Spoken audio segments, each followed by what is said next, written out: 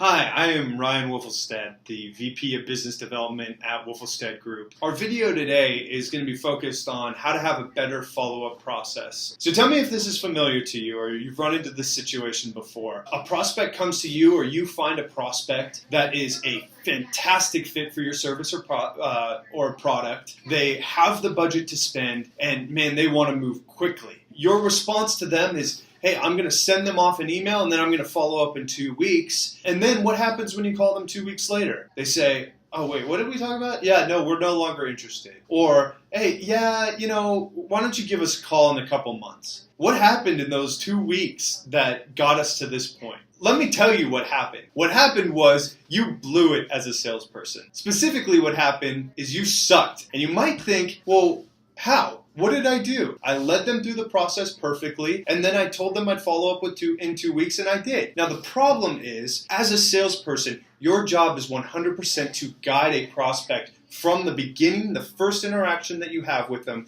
to the end of the prospect. It is your into the close. It is your job to consistently hold their hand and lay out the process that needs to happen. The term "I'm going to follow up in 2 weeks," in saying that to a prospect or in following up in 2 weeks, every piece of value that you have established during your call is done away with. Because you just said it's not important enough for me to follow up to actually get this thing done or accomplished for you. So what I'll say is there's 3 important things that you have to have in every sales call. You need to have a next step. You need to have a timeline of when that next step is going to take place. And you need to have action items that both parties are going to complete by the time you guys meet next. If you follow up any call and you don't have those three things placed, that call was a failure. It is a crapshoot whether or not that deal closes, and 9 times out of 10 you'll be put in a situation where you have led the customer in a bad direction rather than leading them through the sales process. So let me give you an example of this. So if we're looking at the 3 things, you need to know what you're following up about,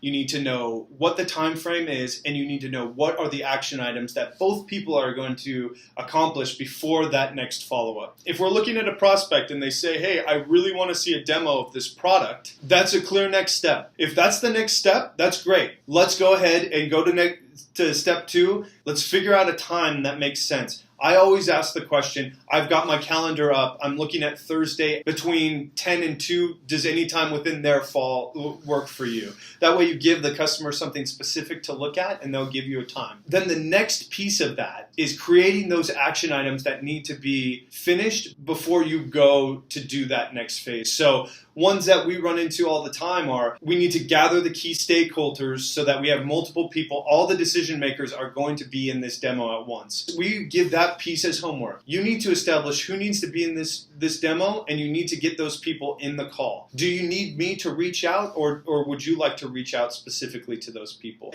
Whatever it is, you've given them that piece of homework that allows you to really work with the customer to create this solution, and it isn't you forcing something on, it is you acting as a consultative salesperson. The second piece is then, what are the action items you as a salesperson are going to accomplish by the time you have this demo? I'm going to send you an email with some information about us. I'm going to get our test demo site ready, and I'm going to get our some customer referrals ready for you guys as well, so that after that call, you guys are able to hit your timelines the way that you need to and get this system up and live in a timely fashion. So those are the 3 steps that we want to make sure we leave every call with a clear understanding of what those 3 are. Based on what we've talked about today, there's 3 steps or 3 things that I want you to take away with. The first thing is always ensure that you know what the next piece of follow-up is. Within that, figure out the time and specific time, not the day, the day and time that you are going to be following up, and what needs to be accomplished by both you and the prospect by the time you meet that day. If you're able to do this, you're really going to be not only decreasing the amount of time in your sales, but you're going to be increasing your win rate a lot more, because you're going to be giving the customer